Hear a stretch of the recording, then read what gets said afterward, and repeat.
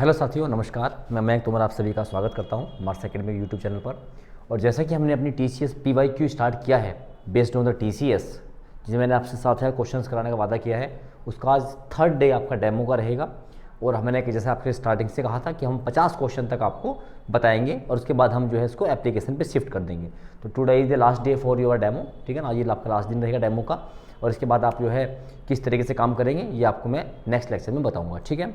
तो ancient India में कल हमने लगभग आपके 30 क्वेश्चंस किए थे, और इसके बाद आज हम जो है अपना आगे बढ़ेंगे कि अब हमारे पास जो क्वेश्चंस हैं जो एसएससी में पूछे गए हैं वो किस तरीके से क्वेश्चंस डिस्कस किए जा रहे हैं। ओके, चलिए पहला क्वेश्चन आपके पास रहेगा, हड़प्पा सभ्यता को मोहनजोदाड़ो स्थल किस नदी के तट पर स्थित है।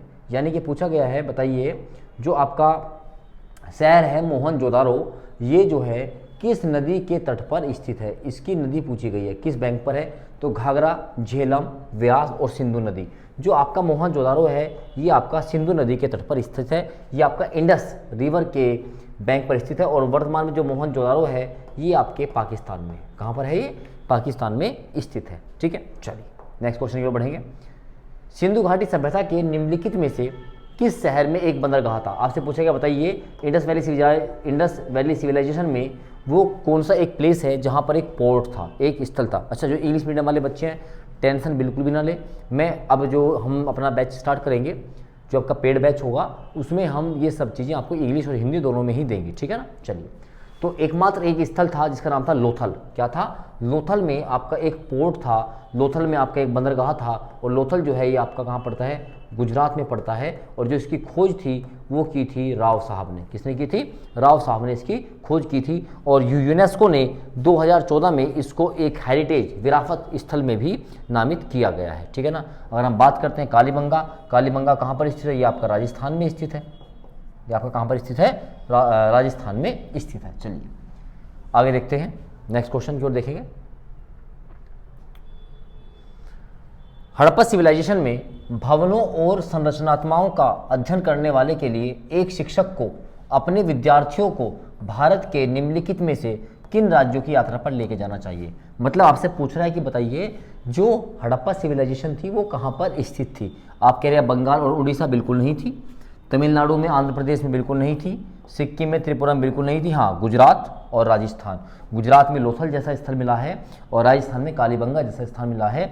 तो ये दोनों आपको अपने स्टूडेंट्स को कहाँ लेके जाना पड़ेगा, गुजरात और राजस्थान, ठीक है ना। चलिए अगला प्रश्न देखिएगा, लिखा हुआ है कि निम्नलिखित में से कौन सी एक स्थापत्य विशेषता हड़प्पा नगरों का हिस्सा नहीं थी। मतलब जो आपका एक स्थापत्य विशेषता, मतलब जो आपने बिल्डिंग बनाई गई है वो किस तरह की बनी हुई थी, जो स्थापना हुई है तो वो पूछी गई है।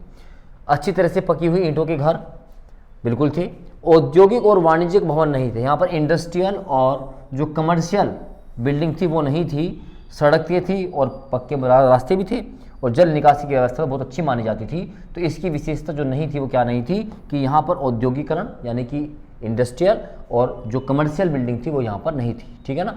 तो ऑप्शन नंबर बी आपका इसका सही आंसर होगा। इसके बाद देखिए नेक्स्ट क्वेश्चन पूछा है, सेनानी, कुल्पा और ग्रामीण, जो ग्रामीणी है प्रमुख रूप से किस वेद में वर्णित कुछ पदाधिकारी हैं।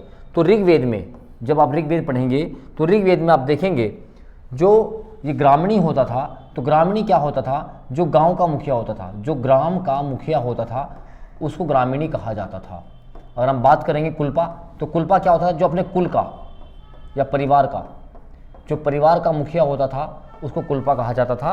तो ये सब चीज़ें वर्णित कहाँ पर थी आपकी, ये आपकी ऋग्वेद में वर्णित थी। चलिए नेक्स्ट क्वेश्चन देखेंगे, पढ़िएगा, निम्नलिखित में से किस भाषा समूह को बोलने वाले, निम्नलिखित में से किस भाषा समूह को बोलने वाले भाषाई समूह का प्रतिनिधित्व आर्यों के द्वारा किया जाता था। ध्यान रखेंगे इस बात को कि जो आर्यनस थे वे हमेशा भारोपीय भाषा बोलते थे। कौन सी, भारत प्लस यूरोपीय। तो भारोपीय लैंग्वेज को बोलने का काम कौन करते थे, आर्य लोग करते थे। तो ऑप्शन नंबर सी इसका आंसर होगा। जब आप हिंदी पढ़ते होंगे तो हिंदी में भी ये क्वेश्चन आपको मिलता हो, भारोपीय। चलिए अगला क्वेश्चन देखिएगा, निम्नलिखित में से कौन सा स्थल हड़प्पा सभ्यता की वास्तुकला के अवलोकन के लिए उपयुक्त होगा। If you want to observe the site of Harappa, और वो भी आप उसकी वास्तुकला देखना चाहते हैं, तो कौन सा स्थान होगा, तो बनावली, बनावली, बनावली कहाँ पड़ता है? बनावली पड़ता है आपका हरियाणा में। तो हरियाणा में जो बनावली है ये आपका बहुत अच्छा अवलोकन के लिए, वास्तुकला के लिए बहुत ही उपयोगी होगा, ठीक है ना। चलिए ऑप्शन नंबर बी इसका सही आंसर होगा। चलिए आगे देखेंगे। हड़प्पा सभ्यता की जल निकासी व्यवस्था के संबंध में दिए गए कथनों के आधार पर सही विकल्प का चयन कीजिए, क्योंकि आपको पता है जल निकासी की व्यवस्था हड़प्पा सिविलाइजेशन की सबसे अच्छी मानी जाती है, ठीक है ना, जो वाटर आपका ड्रेनेज सिस्टम था। हड़प्पा के अधिकांश शहरों में घरों के बाहर खुली नहीं थी, ये बंद नालियाँ हुआ करती थी। खुली नालियाँ, जल निकासी नहीं थी, बंद नालियाँ हुआ करती थी। हड़प्पा सभ्यता में जल और अपशिष्ट घरों के बाहर स्थित नालियों से निकलकर मुख्य भूमिगत नालियों में चला जाता है। बिल्कुल सही बात है। ये जो अंडरग्राउंड जो नालियाँ थी ये उसमें चली जाती थी, क्योंकि जो घर की नालियाँ थी उनको मुख्य मार्गों की नालियों से जोड़ा जाता था। तो ऑप्शन नंबर बिल्कुल सेकंड ऑप्शन इसका बिल्कुल सही होगा, कथन नंबर 2 ही बिल्कुल सही होगा, ठीक है। चलिए कितने डीप क्वेश्चन पूछे गए हैं, ठीक है ना। और जो अपना लोग रिवाइज कर रहे होंगे तो आप देखिए आपसे कितने क्वेश्चन हो पा रहे हैं, जरूर देखिएगा एक बार, ठीक है ना, ताकि आपको यह पता लगे कि हाँ आपको इन लेक्चर से फ़ायदा होगा भी या फ़ायदा नहीं होगा, ठीक है ना। चलिए तो हम कहेंगे यहाँ पर केवल और केवल कथन नंबर 2 बिल्कुल सत्य था, ठीक है। चलिए आगे देखेंगे। नगर दुर्ग क्षेत्र में एक विशाल मिट्टी का चबूतरा है जो 6 मीटर से ऊंचा था। सभी का निर्माण का आधार क्या था? आपको पता है जो जब नगर दुर्ग बनाए जाते थे तो 6-6 मीटर के क्या बनाए जाते थे? चबूतरे बनाए जाते थे। और ये सब किसके बनते थे? ये सब ईंट के बनते थे। किसके बनते थे?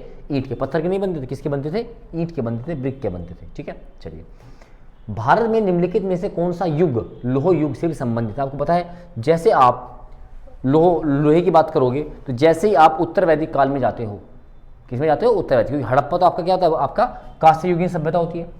लेकिन जो आपका पोस्ट वैदिक पीरियड होता है, उत्तर वैदिक जो सभ्यता होती है, ये आपके डायरेक्टली आयरन से जुड़ जाती है, आयरन एज से जुड़ जाती है। पूरा पाषाण काल पत्थर का होता है, पता ही है आपको, ठीक है ना। यहाँ ये पत्थर होता है, इसके बाद यहाँ पर आपका ब्रोंज एज आ जाता है और फिर आपका आयरन एज आ जाता है, ठीक है ना। चलिए अगर आप यहाँ थोड़ी सी और बात करना चाहोगे तो आप कहोगे सर पूरा पाषाण काल में क्या हुआ था? आग की खोज हुई थी, आग की खोज हुई थी यहाँ पर, है ना। लोग जो है एक शिकारी था। नव पाषाण काल में आप बात करेंगे तो नव पाषाण काल में ही क्या हुई थी?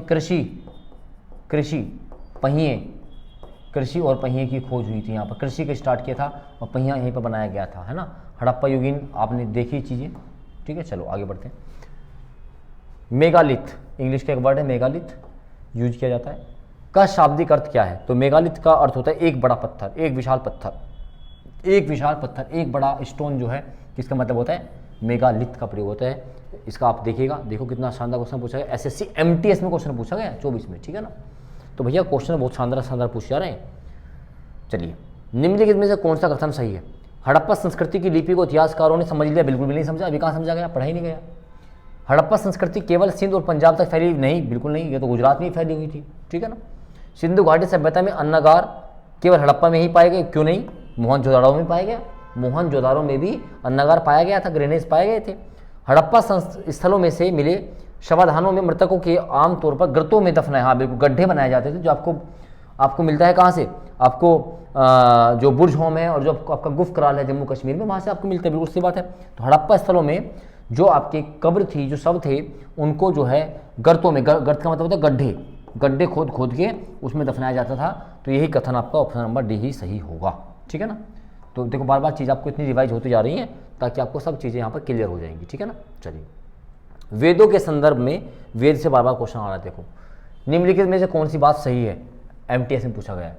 वेदों को श्रुति कहा जाता है, बिल्कुल, वेदों को श्रुति। श्रुति का मतलब क्या होता था? श्रुति का मतलब होता है सुने या सुना जाना, है ना, सुना जाना। श्रुति का मतलब है क्या? सुना जाना, सुना जाना। और ऋग्वेद में 10 मंडल है, बिल्कुल सबको ये तो हम पढ़ते आ रहे हैं। 10 मंडल है, 1028 सूक्त हैं। भगवान सोम को नौवें मंडल में दिखाया गया है। गायत्री मंत्र का उल्लेख किया गया है, वेद व्यास जी द्वारा संकलित किए गए हैं, ठीक है ना। तो यहाँ पर दोनों के दोनों बिल्कुल सही होंगे कि यहाँ पर श्रुति कहा जाता है और इसमें जो है आपका ऋग्वेद में कुल मंडलों की संख्या कितनी होगी? 10। चलिए अगला क्वेश्चन देखेंगे। धोलावीरा के बारे में कुछ बात की गई है, बताइए। धोलावीरा जो है में निर्माण सामग्री के रूप में निम्नलिखित में से किस सामग्री को बड़े पैमाने पर उपयोग किया गया है? तो धोलावीरा में हम जब जाएंगे तो यहाँ पर आपको पत्थरों का बहुत ज़बरदस्त उपयोग मिलेगा। धोलावीरा में पत्थर का उपयोग आपको मिलता है। और धोलावीरा कहाँ पर है, आप मुझे कमेंट में बताएंगे। धोलावीरा एक हड़प्पा का स्थल है, ये कहाँ पर स्थित है, ये कहाँ पर स्थित है। आज थोड़ी सी मेरी तबीयत ठीक नहीं है, तो इसलिए मैं थोड़ा सा एनर्जेटिक कम हूँ, तो लेकिन हमें लेक्चर तो पूरा करना ही करना था, ठीक है ना। तो आप देखिएगा इसको, तो आप मुझे बताएंगे धोलावीरा कहाँ पर स्थित है, ठीक है ना। चलिए, तो पत्थरों का प्रयोग यहाँ पर किया गया था। बहुत अच्छा क्वेश्चन आया नेक्स्ट वाला। प्रारंभिक वैदिक काल में, स्टार्टिंग यानी कि जो वैदिक पीरियड था, उसमें अर्थव्यवस्था मुख्य रूप से कौन सी गतिविधियों पर आधारित थी। तो आपको पता है जो प्री वैदिक यानी कि हम कह सकते हैं जो पूरा पाषाण नव पाषाण काल था, नव पाषाण काल के तुरंत बाद ही क्या आया था हमारा पूर्व वैदिक काल। तो पूर्व वैदिक काल में बेसिकली जो सब चीज़ें थी वो आपकी चरागाह पर स्थित थी, है ना। जो भगवान जो आपके पशु थे, जो गायें थी, उन्हीं पर बेस्ड थी, ठीक है ना। इसलिए गायों के लिए तो युद्ध भी हुआ करते थे, समझ रहे हो, गायों के लिए युद्ध हुआ करते थे। और गायें और कृषि ही मुख्य रूप से वहाँ का व्यवसाय हुआ करता था, इसी से अपनी रोजी रोटी को चलाया करते थे, ठीक है ना। इसलिए जिस व्यक्ति के पास अधिक गायें होती थी उसको गोमत कहा जाता था, और वही सबसे धनी व्यक्ति माना जाता था, ठीक है ना। चलिए, ऋग्वैदिक काल में सेनानी निम्नलिखित में से कौन कहलाता था। तो भैया पता ही आपको, सेनानी तो कौन ही होगा, सेनानी कौन कहलाएगा, युद्ध का जो नायक होता था उसको क्या कहते थे, सेनानी कहते थे, ठीक है ना। चलिए, आई थिंक आपको सबको पसंद भी आ रहा होगा लेक्चर। एक बार लाइक जरूर कर देख रहे हैं यहाँ, बताओ, है ना। 150-200 इसको बच्चे देखते हैं और लाइक 50 भी नहीं हो पाते हैं, मतलब ऐसा तो बड़ा मतलब अजीब सा लगता है सोच के कि अगर टीचर थोड़ी सी मेहनत करे तो आप भी एक बार लाइक तो कर ही सकते हैं यार, ठीक है। चलिए, कौन सा सिंधु घाटी स्थल अब पाकिस्तान में स्थित है। हड़प्पा ही है, क्योंकि कालीबंगा की बात करेंगे तो कालीबंगा हमारा कहाँ पर है, ये आपका, आप कहेंगे सर ये हमारा राजस्थान में। आलमगीरपुर की बात करें तो कहाँ पर है आपका, सर यूपी में है। लोथल की बात करो तो लोथल कहाँ पर है, ये गुजरात में है, सही है कि नहीं है। चलिए, तो ये आपका राजस्थान में होगा। चलिए, नेक्स्ट क्वेश्चन देखेंगे। प्राचीन हड़प्पा स्थल लोथल किस भारतीय राज्य में पाया जाता है। अभी देखा हमने, आपको पता है जो लोथल था, जहाँ पर एक भारत का एक बंदरगाह भी था, तो ये पाया जाता है आपका कहाँ पर, गुजरात में पाया जाता है। कहाँ पर पाया जाता है, गुजरात में पाया जाता है, ठीक है। चलिए, निम्नलिखित में से कौन सा वेद सबसे पुराना वेद है।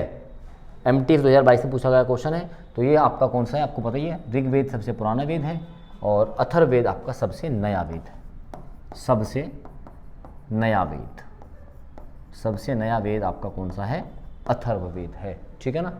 संगीत का जनक आपका सामवेद माना जाता है यही, और ये जो वेद में आपकी यज्ञ करने की प्रक्रिया को अपनाया गया है, ठीक है। चलिए, अगला क्वेश्चन देखेंगे 50, जहाँ तक कि मैंने आपसे वादा किया था। जम्मू कश्मीर में पुरातात्विक आर्कोलॉजी बोला जाता है, महत्व का स्थल निम्नलिखित में से कौन सा है। तो आर्कोलॉजी का आप देखोगे वाक्कल, ब्रह्मगिरी, मास्की और बुर्जहोम। तो आपको सर बुर्जहोम है, क्योंकि बुर्जहोम से ही हमको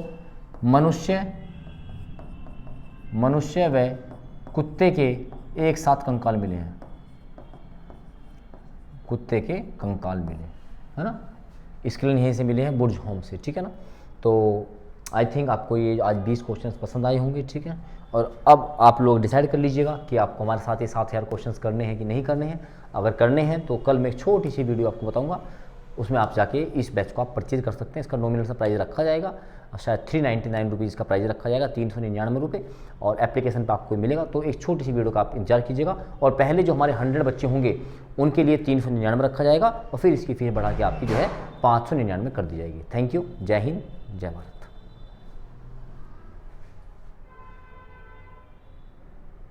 क्या है